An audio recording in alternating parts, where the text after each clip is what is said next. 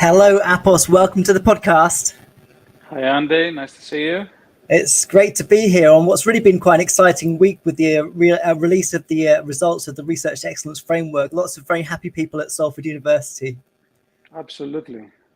And this is a fantastic way to celebrate that by talking about some of the impact that we have. And this is the second episode in a series of videos where we'll talk about our research impact. It's wonderful to have you here, in part because I think it's something that we haven't really discussed too much in the past. It's something that has, I think, been overlooked, to talk about how much of an impact we've had.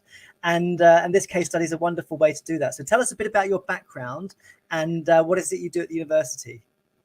Great. Thanks for having me here, by the way. It's really nice to be able to explain a few things. So I'm a professor in computer science, and I lead the research group, the Pattern Recognition and Image Analysis, or the PRIMA, for a better catchword, research lab, which with some colleagues, we try to solve real-world problems.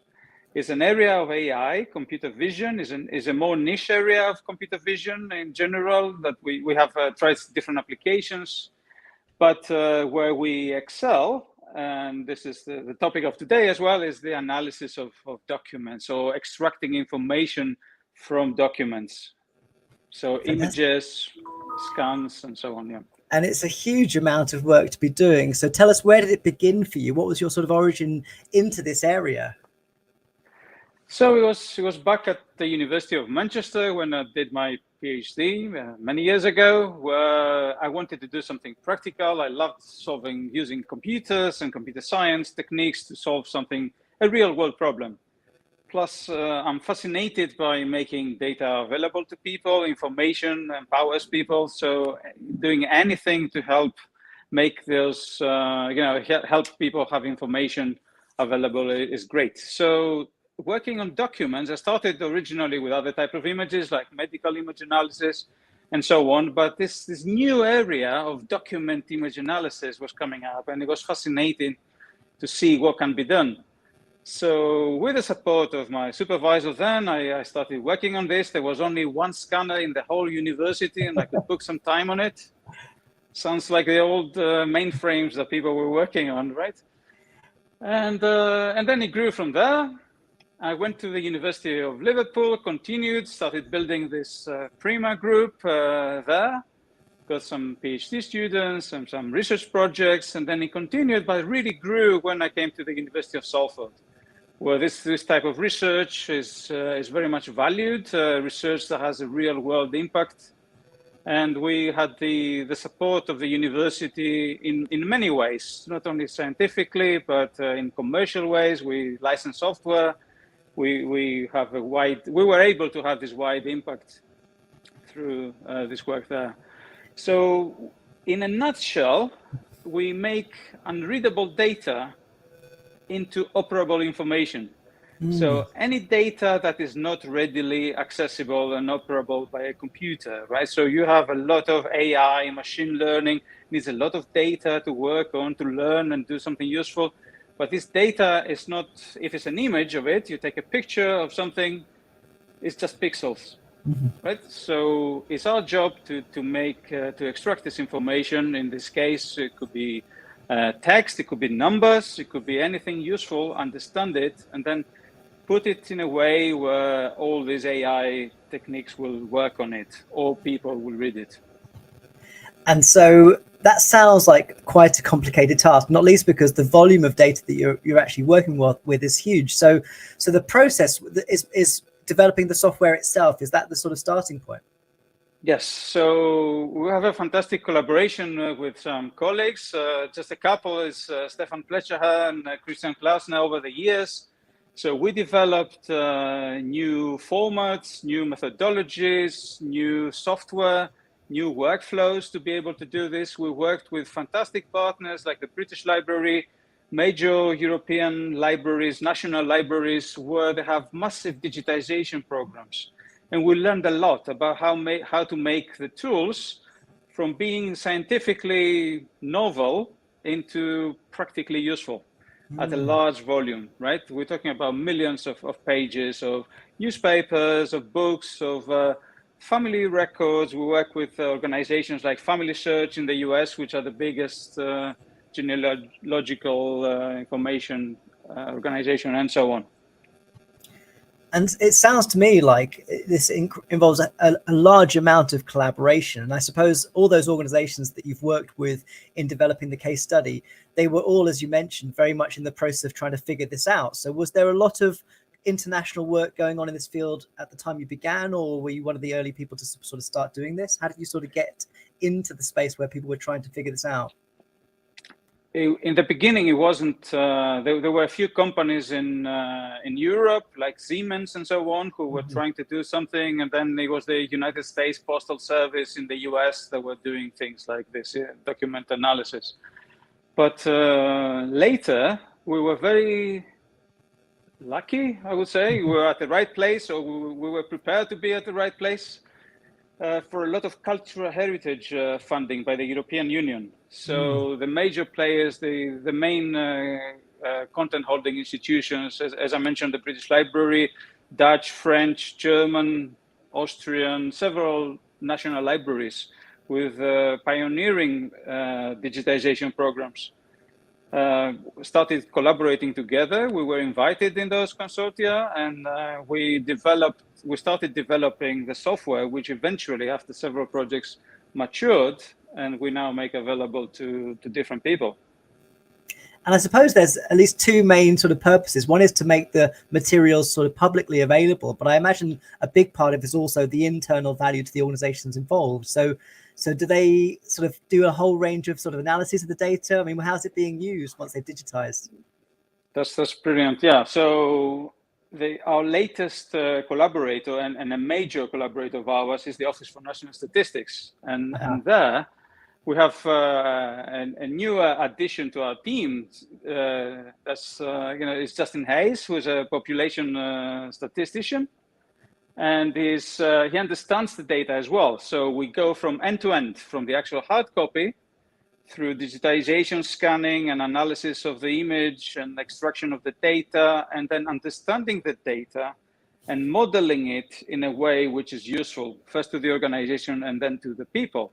So the ONS, the Office for National Statistics, have started digitizing the census information for England and Wales, starting from 1921, 31, 41, there wasn't census, 51, 61, and so on. The rest is digital, so that they are able to access this information for their own analysis. And just before Easter, they published the first analysis of 1921, so 100 years ago, how people were living, what were the social norms, and this is so comprehensive, government gathered, accurate statistical data that is so valuable.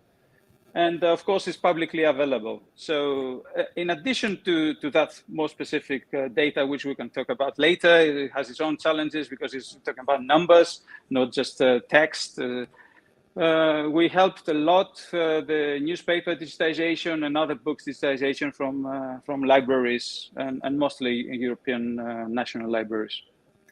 I mean, what I find most extraordinary about the work is that it's it's giving us a different way of understanding history. I mean, it's profound, isn't it? It is. We had a little pilot of it was an anniversary at the university, right? A couple of years or 3 years ago, and so on. And we had a look at data from the 1961 census, and it was amazing to see that. I mean, for people of younger generations, we don't understand that people didn't have fixed baths, or they didn't have toilets inside the houses, or running water, or running hot water. Definitely not. And there's a recent facility that we have all this, and it's fascinating looking through the census, what has changed over the years, and how multicultural our society was forever, and how it's fantastic insights you get by reading all this, because it was so hidden. There were a few copies available in some public libraries, and somebody had to go and read it there. Couldn't even take a picture of it and read it at home. So it's fantastic to have all this data, and you can compare it across years and across regions. I mean, when I think about the impact of this research, it's not just in realizing something so valuable for an organization or for a community, but actually it's providing access to information that for the entire future we would see potentially differently, because with every generation they may look upon the data with a different set of eyes and make different inferences or ask different questions of the data. So it feels like the impact of what you've done just will go on forever. It's humbling, and it's also very much motivating to work with these partners and this kind of data, and feeling you add a grain of sand into the information out there in the world.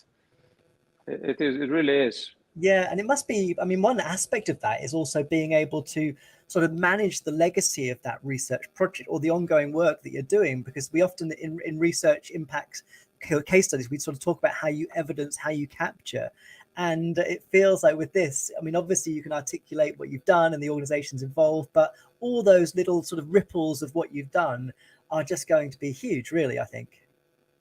Yes. So, I mean, we had the large impact as evidenced by the case study, and is very favorable outcome as marked by the ref. But we're still at the early stages, because all this information is either at the early stages of becoming public, and people haven't really discovered it yet, and it will mushroom into significance there. But also a lot more information is in the process of becoming public. Yeah, and actually on that, we've got one question that's come in from John from LinkedIn, asking whether there are any examples from the case study yet. Is the projects that have been developed, are the materials now already available, or is it still very much in development? So we have the first results out. So ONS have published on, we had a post on LinkedIn, and I did share it. So it's also on the ONS blog, the first analysis from the 1921 census. And then there are previous information instances where I can provide more. But if you search, you will see a lot. Yes, and I know we certainly will, as a university, be sharing a lot more of our impact case studies over the coming weeks to help people see what we've done, but also to make all this stuff accessible so that people can discover it. I mean, the family genealogy aspects must be fascinating to do. I mean, the histories there that are perhaps undiscovered by people yet. And again, it just makes me think, gosh, the impact on people that discover this. We often sort of see stories of people learning about their past, and they're just amongst the most moving experiences I think people can have. But certainly working with organizations like the British Library as well, it's a mammoth task, really. It is. I mean, in terms of the genealogy, it's very interesting, because the National Archives had a collaboration with Find My Past and digitized the individual forms that each household filled in 1921. And now we're telling the backstory of that, right? So all the household forms are available now from the National Archives and Find My Past. But you can see your individual kind of grandfathers or great-grandfathers kind of story, but you need the background of the whole region or town or country and so on. So we also work, apart from the ONS, we work with Family Search, as I said, which is a US-based, is the largest genealogical organization, which have billions of family records from all over the world, from China, from Latin America, everywhere, right? And they have about 30,000 volunteers which use our software. They license it and they give it to the volunteers to actually tag every single name of people, and you know, whether it's the father or the son of somebody, or the mother, and so on. And so it's very nice interlinked kind of legacy from this, right? That you know, they keep building. Now, you mentioned also the British Library. An interesting aspect is that a lot of information is just not possible to be processed with the standard software that you can go out and buy. Right. And two exciting examples are Arabic manuscripts of early scientific discoveries, right? So there are several pages of these fantastically illustrated and handwritten examples of scientific manuscripts in Arabic, and it's just so we teamed up with the British Library, and if anybody hears and has interest in this, we're setting up a challenge. We started it some years ago, and we're going to rerun it to see if anybody can actually recognize those documents by computer. And we had another challenge as well. For the early printed Indian language documents, which have 200 years of worth in the British Library of documents, of early books and printed documents, and just current technology just doesn't work. So it's an open challenge to all companies and research groups to try and find the solution. So there's another way we can try and help, apart from digitizing ourselves. Now, in terms of the process, there must be, I suppose, is there some manual aspect at the start of it all, like in terms of scanning? What does that process involve exactly? I guess it varies, perhaps. So nothing like this, which involves a lot of human judgment and knowledge, is fully automated, right? So the key ingredient to have something which is effective but also efficient at high volume, because we're talking about millions of pages here, right, is to involve the humans at the right level of involvement, right? So take all the repetitive tasks and whatever the software is great at doing, and keep the humans minimally involved, but with an intervention where they are at the best, right? So they exercise the judgment. So it's a semi-automated process, but it changes according to the project and the difficulty as to what involvement the humans have. The idea is to have as minimal involvement as possible. But you don't want to be making mistakes that cost a lot later, as the data is not accurate.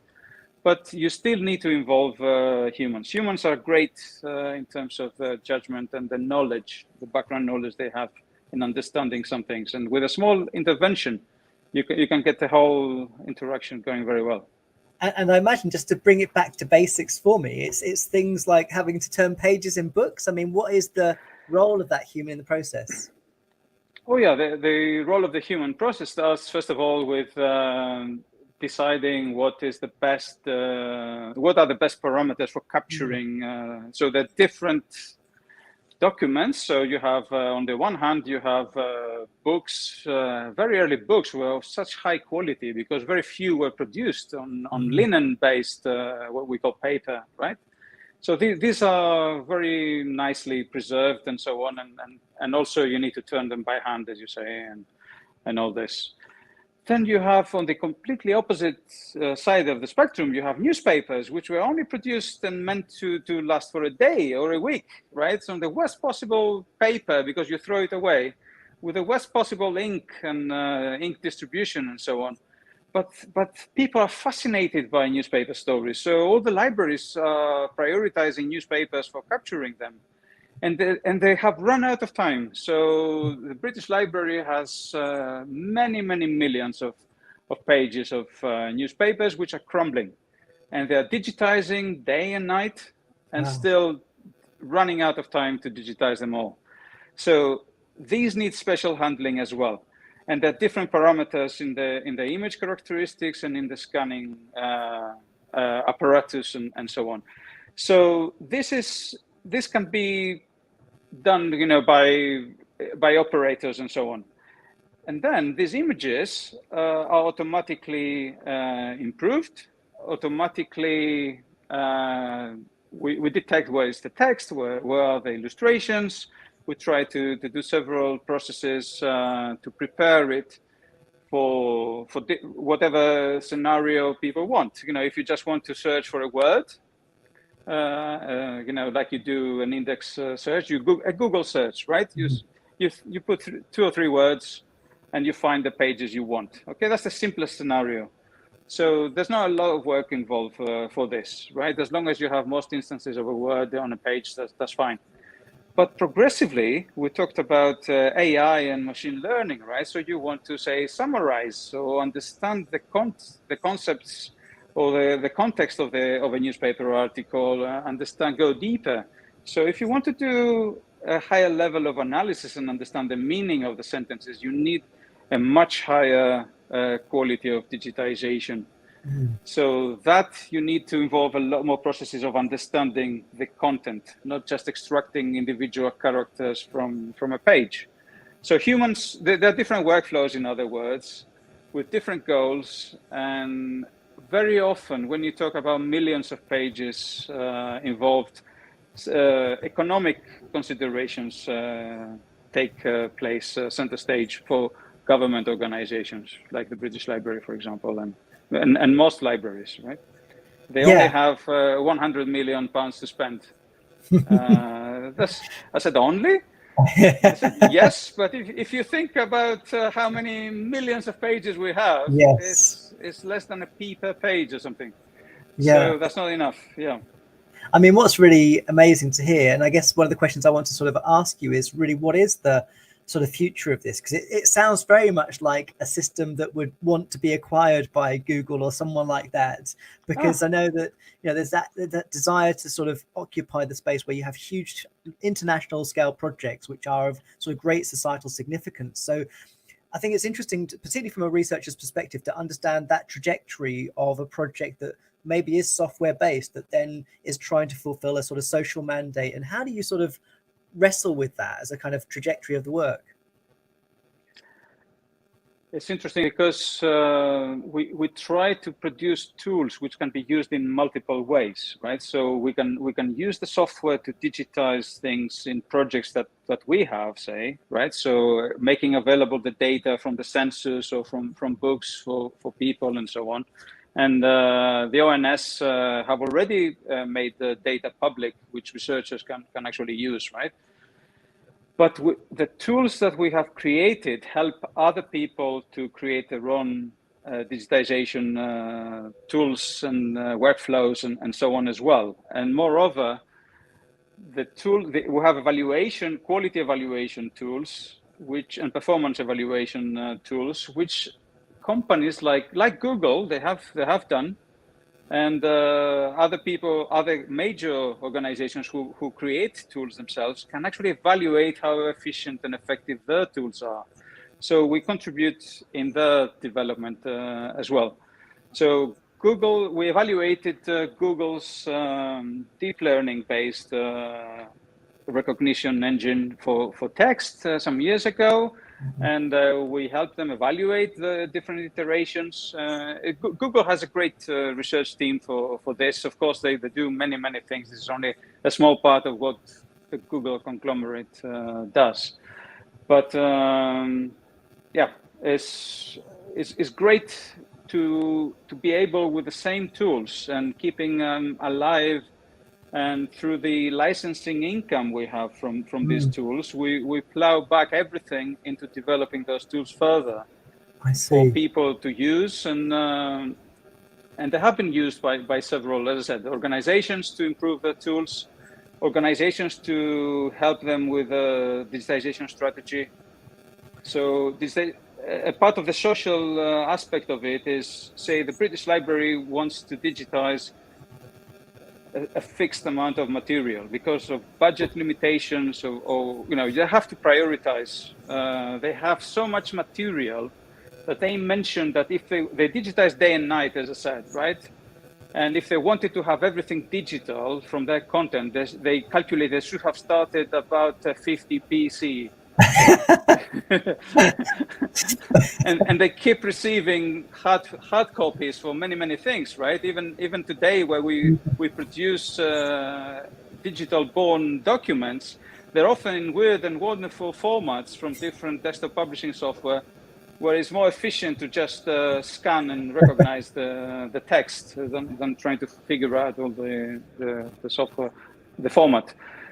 So they have to prioritize what they will make available and is most interesting and socially useful for the public of the country, right?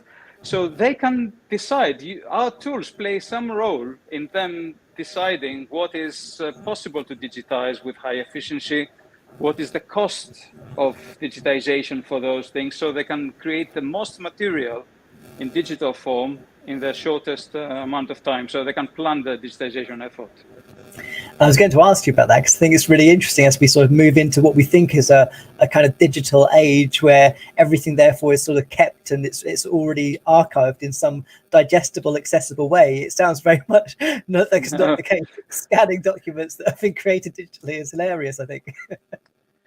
It's amazing. I mean, Google did that themselves, right? They said that, okay, so it was some years ago that about 40% of the material they needed to just rescan, rather than it's easier to chop the spine of a book and scan it and have it in the format that you can produce and manage, rather than decode formatting plus human intervention of editorship and different macros somebody defined on LaTeX or some other desktop publishing software. Yeah, it's easier. What you see effectively on the image is what you get, right? Yeah. I mean, it's a wonderful case study, and I think it's fantastic to see the range of impacts it is having across the social sector, really. And it's wonderful that we have it as part of our research community. I wonder, it sounds like this can scale up beyond your imagination, really. It feels like the sky is the limit in terms of the organizations that need to do this. But what's the trajectory from this point on? What's happening next? It's true. It's we are relatively, if you think about it, a small team, and our remit has changed from, in other words, lifting the information of the printed document, say for the Office for National Statistics, right? So once we lift the information, we have the means using software to validate it, right? So imagine in 1921, say, for example, when they were they were collecting all this information and printed it in different tables, numerical tables. They were not able to validate if the information was correct, right? So all the people of Manchester, if you add them with the nearby towns, would they make up all the larger area kind of people? So several checks we are able to do and validate the data as well. So data validation is now possible, not only extracting the information, but formulating it in a way which is structurally more useful, as well as valid. So you know the data is correct, right? So a lot of people, I must tell you this, right? With the best care and attention you can expect from the nation's statistical agency, right? The government statistical agency, there are a small number of errors, right? There is. And we found that, for example, in 2 or 3 places in the UK, because of a typesetting error, the numbers of men were lower than the numbers of women. Significantly so. Usually, at that time of those years, female kind of members were more than males, but substantially fewer, right? So there were a lot of theories of why this happened, right? Is it heavy industry? Was it the war? And a lot of theories. I'm sure people published papers, right? And we discovered by doing the sums that 1 digit was missed out in the typesetting. Wow. Right, and now we have this, and the Office for National Statistics have this information, right? And we have correct data to base any analysis of, say, policies that worked or didn't work over the years, and so on. And to go back to your question, what is next? So similar, there's masses of data which is waiting to be made available. Normal OCR, you can do stuff with your phone nowadays, right? But for simple documents, right? But if you go about more structured data, say numerical tables, which are very, very useful, right? Imagine company information, financial information. You have, as I said, with a statistical agency type of information. A lot of complex information is printed that humans can understand, but not readily processable by computer. So there's masses of that we would like to get into, and also extend the usefulness of data out there. Well, it's a remarkable case study, and I think has done particularly well in the Research Excellence Framework results from this week. And yeah, fantastic to hear about the work. It sounds like you've got a real task on your hands going forward.